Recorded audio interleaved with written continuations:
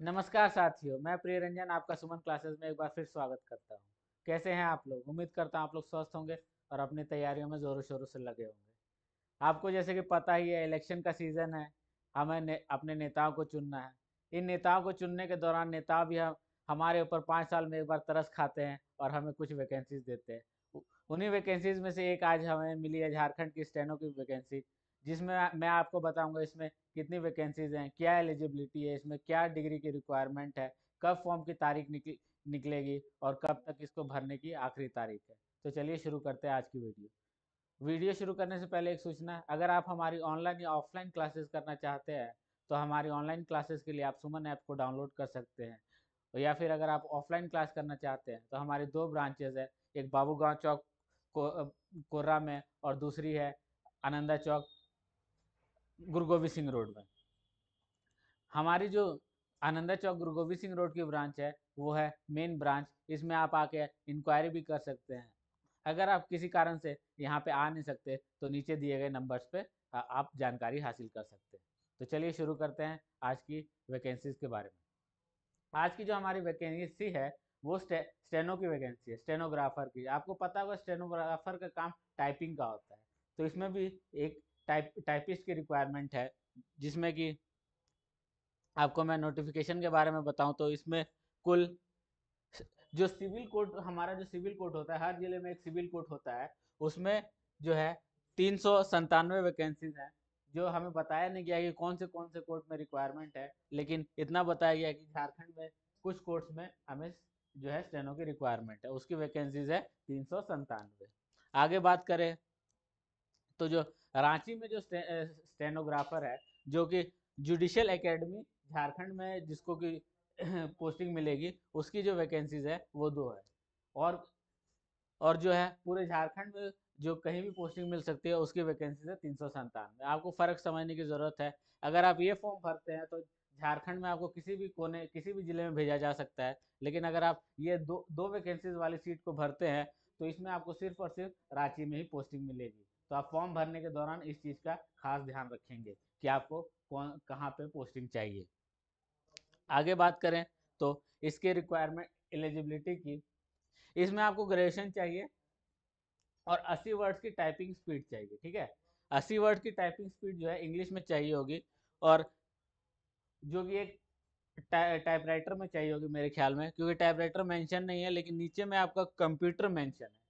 तो यहाँ computer mention किया लेकिन यहाँ पे कुछ मेंशन नहीं किया, तो इसका मतलब कंप्यूटर प्लस कंप्यूटर में जो आपको 40 वर्ड की टाइपिंग स्पीड चाहिए होगी, लेकिन जो है आपको 80 वर्ड की टाइपिंग स्पीड शायद मेरे ख्याल में टाइपराइटर में चाहिए होगी। इस चीज़ का अपडेट मैं आपको यहाँ पे जो इंक्वायरी नंबर है उस पर फ़ोन करके मैं पता करके आपको दोबारा वीडियो के माध्यम से जानकारी दे दूंगा। लेकिन फिलहाल के लिए मुझे तो यही लग रहा है कि टाइपराइटर पे जो है स्पीड वो 80 चाहिए होगी और जो है कंप्यूटर पे वो 40। ठीक है, और मिस्टेक जो है आप 5% तक ही वैलिड है। 5% से ज़्यादा मिस्टेक्स को आपको नहीं स्वीकार किया जाएगा।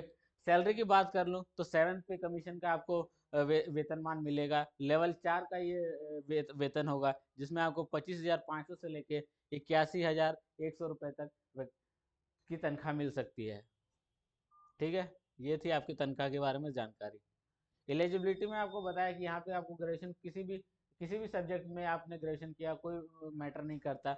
बस आप मैटर करता है कि टाइपिंग स्पीड आपकी 80 वर्ड से ज़्यादा होनी चाहिए, और ये 80 वर्ड पर मिनट की जो स्पीड है उस पर आपको किसी भी सर्टिफाइड इंस्टीट्यूट से आपका सर्टिफिकेट होना चाहिए। आपका एक सर्टिफिकेट होना चाहिए किसी सर्टिफाइड इंस्टीट्यूट से कि आपकी जो टाइपिंग स्पीड है वो 80 वर्ड पर मिनट है, ये आपका होना चाहिए। ये आपको फॉर्म भरने टाइम ये सर्टिफिकेट आपको जो है वहाँ पे फॉर्म फिलअप के टाइम में डालना पड़ेगा।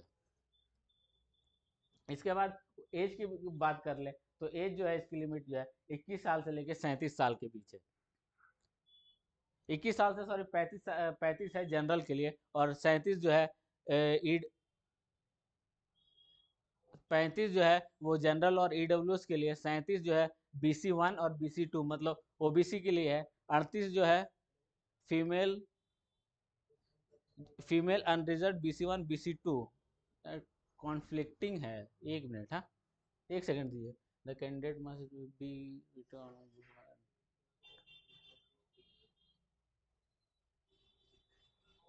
हाँ, 21 से 35 जो है मेल कैंडिडेट के लिए है, जनरल और ईडब्ल्यूएस के लिए, ठीक है। 21 से 25 जो है जनरल कैंडिडेट मेल्स के लिए है, और 37 जो है वो मेल कैंडिडेट के लिए है ओबीसी में, ठीक है। 38 जो है 21 से 38 साल वो फीमेल कैंडिडेट के लिए, चाहे वो जनरल हो, ईडब्ल्यूएस हो, चाहे ओबीसी हो, है। हाँ, इसके बाद 40 साल जो है वो एसटी और एससी के केस में, वो दोनों लड़के और लड़कियों के लिए, ठीक है। लड़के और लड़कियां, एसटी, गौर से सुनिएगा, लड़के हो या लड़की, अगर आपकी उम्र 40 या 40 से कम है तो आप इस फॉर्म को भर सकते हैं, सिर्फ एसटी और एससी। 21 से 40 के बीच में जो भी एसटी एससी लड़के या लड़कियां हैं वो इस फॉर्म को भर सकते हैं।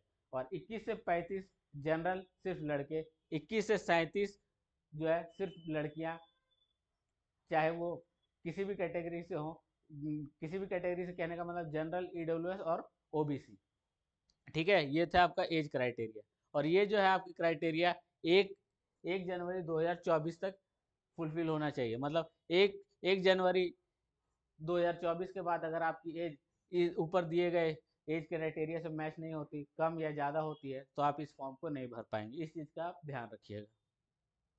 इसके बाद सब टाइपिंग स्पीड है। इसमें 2 स्टेजेस में आपका जो है सिलेक्शन होगा। पहला आपका टाइपिंग टेस्ट लिया जाएगा, फिर इसके बाद जो है दूसरा आपका इंटरव्यू होगा, ठीक है। तो किसमें कितने नंबर मिलेंगे वो मैं आगे आपको बताऊंगा। इसके बाद आपको एक डॉक्यूमेंट कौन कौन सा मांगेगा, एक स्कैन फोटोग्राफ और सिग्नेचर, मैट्रिक का सर्टिफिकेट, डेट ऑफ बर्थ के प्रूफ के लिए, ठीक है। मार्कशीट भी चलेगा। अगर एडमिट कार्ड में अगर आपका डेट ऑफ बर्थ मेंशन नहीं है तो मार्कशीट भी चलेगी, ठीक है। इस चीज़ पे भी गौर कीजिएगा।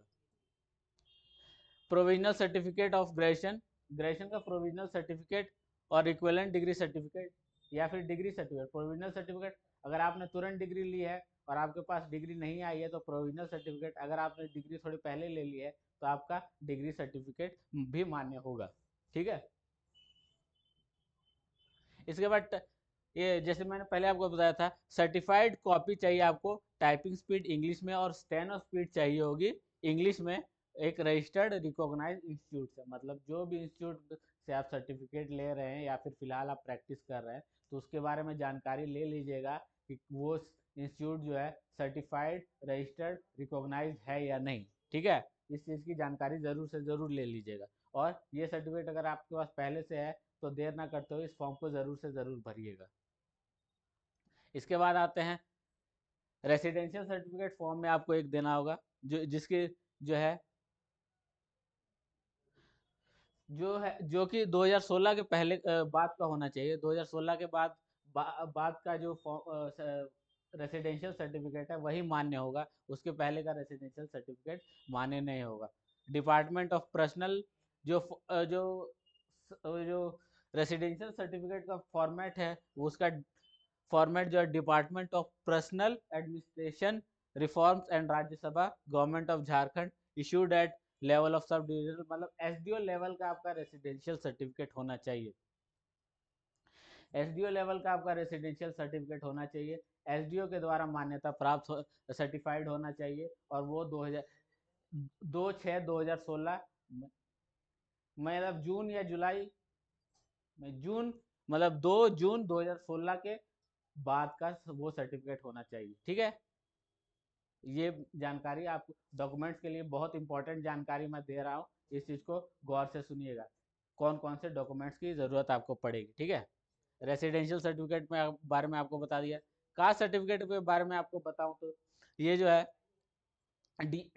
जो है डीएम लेवल, डीसी लेवल का आपका जो है कास्ट सर्टिफिकेट होना चाहिए, या फिर एसडीओ लेवल का कास्ट सर्टिफिकेट होना चाहिए। उसके वगैरह अगर आपका डीसी या एसडीओ का कास्ट सर्टिफिकेट नहीं है तो आप तुरंत कोशिश कीजिए, जितने जल्दी से जल्दी आप बनवा सकते हैं, क्योंकि इसके फॉर्म की तारीख जो है 1 मार्च से शुरू होकर 31 मार्च को खत्म हो जाएगी। तो आपको जो है ये सर्टिफिकेट जल्द से जल्द बनवा लेना चाहिए, ठीक है। आपके पास फिलहाल टाइम है, काफ़ी टाइम है, 30 से 40 दिन लगभग टाइम है, तो इस बीच अगर बन सकता है तो आप ज़रूर कोशिश करें, ठीक है। ये भी कास्ट सर्टिफिकेट के बारे में है।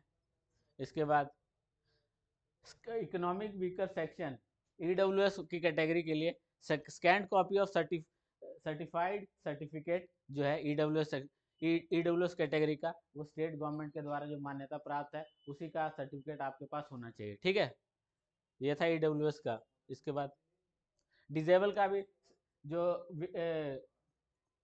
शारीरिक रूप से दिव्यांग हैं उनके लिए भी स्टेट गवर्नमेंट का जो सर्टिफिकेट इशू होता है वो जो है यहाँ पे मान्य होगा, ये वैलिड होगा। स्टेट गवर्नमेंट का जो दिव्यांगों का सर्टिफिकेट है वो भी यहाँ पे वैलिड होगा। ठीक है,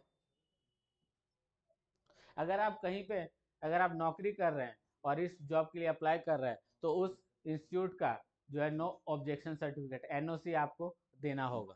ठीक है, अगर वो गवर्नमेंट इंस्टीट्यूट या गवर्नमेंट अंडरटेकिंग किसी जगह पे काम कर रहे हैं तो, ना प्राइवेट में इस चीज़ की ज़रूरत नहीं है। ठीक है, ये चीज़ मैं बताया। जो आपको स्कैन फोटो है वो 10 से 50 केबी के बीच जेपीजी फॉर्मेट या जेपीईजी फॉर्मेट में होना चाहिए। ठीक है, जिनको कंप्यूटर की जानकारी है वो इस चीज़ को अच्छे से समझ सकते हैं। नहीं, अगर आपको नहीं समझ में आ रहा है तो किसी साइबर कैफे में जाके आप ये जानकारी मुफ्त में भी प्राप्त कर सकते हैं। जो फोटो का साइज है वो 10 से 50 केबी के बीच होना चाहिए। इसके बाद जो सिग्नेचर है वो भी 10 से 50 केबी के बीच होना चाहिए। और जो फोटो का फॉर्मेट होगा वो जेपीजी या जेपीईजी फॉर्मेट में होना चाहिए। ठीक है, सर्टिफिकेट का जो स्कैन कॉपी होगा उसका साइज आपका 100 से 200 केबी के बीच, और फॉर्मेट जो है सेम जेपीजी या जेपीईजी फॉर्म में होना चाहिए। ठीक है, एप्लीकेशन फीस की बात करें तो काफ़ी महंगी एप्लीकेशन फीस लग रही है जी। एप्लीकेशन फीस की बात करें तो 500 रुपये आपको जनरल, ईडब्ल्यूएस और ओबीसी कैटेगरी को लगेगी। 125 रुपये जो है एसटी और एससी कैटेगरी के लिए जो है ये फॉर्म की फीस है, 125 रुपये। पेमेंट का गेटवे है, ये सब आपको उतने जानकारी की ज़रूरत नहीं है। ये कहीं भी कोई भी गवर्नमेंट इंस्टीट्यूट अगर पैसा ले रही है या कोई भी आदमी पैसा ले रहा है तो आज की डेट में इंडिया में सिक्योरिटी है। एप्लीकेशन फॉर्म जो है सिर्फ इंग्लिश में भरा जाएगा। एज वगैरह ये सब 10, ये सब कुछ नहीं है। ये ये सब बाकी बाकी जनरल कंपटीशन की तरह जो रिक्वायरमेंट है वही सब है। इसके बाद UTR, high court, postponed, cancel. हाँ, एक और चीज़, एक और खैर इस चीज़ के बारे में हम बाद में डिस्कस करेंगे, इसकी ज़रूरत नहीं फिलहाल। फिलहाल हमें वैकेंसी पे फॉर्म फोकस करना है। ठीक है, इंग्लिश टेस्ट में, हाँ ये रहा। स्टेनो का टेस्ट जो है आपका वो 2 स्टेजेस में होगा, जैसे कि मैंने बताया था आपको। स्टेनो जो है 90 मार्क्स का जो है टाइपिंग टेस्ट होगा और 10 मार्क्स का आपका इंटरव्यू का टेस्ट होगा। टेस्ट आपको किस प्रकार से होगा, पहले आपको एक पैसेज दिया जाएगा जिसमें 400 वर्ड हो गए, उसको आपको डिक्टेट मुंह से बोला जाएगा और आपका वो ट्रायल होगा, वो आपको प्रैक्टिस करके टाइप करके दिखाना होगा। इसके बाद जो है फाइनल डिक्टेशन जो है वो शॉर्ट हैंड होगा। और इस और जो ट्रायल पैसेज है उसी तरह का सेम होगा, लेकिन ये जो दूसरा फाइनल वाला होगा ये शॉर्ट हैंड में होगा। ठीक है,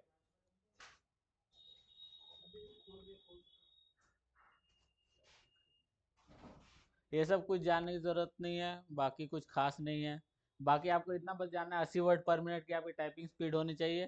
ठीक है, आपको टाइपिंग टेस्ट वहाँ पे लिया जाएगा, शॉर्ट हैंड और प्लस ये डिक्टेशन मुंह के द्वारा। ठीक है, ये थी आपकी स्टेनो की वैकेंसी। ठीक है, उम्मीद करता हूँ आपको ये वैकेंसी समझ में आई होगी। आपको जो भी इसमें रिक्वायरमेंट थी मैंने बहुत अच्छे से समझाने की कोशिश की है। अगर ये वीडियो आपको पसंद आया है तो प्लीज़ लाइक कीजिए और हमारे चैनल को सब्सक्राइब कर कीजिए। और अधिक जानकारी के लिए आप हमारे फ़ोन नंबर, नीचे दिए गए फ़ोन नंबर पे कोर्सेज़ की जानकारी के लिए संपर्क कर सकते हैं। ठीक है, धन्यवाद। जय हिंद।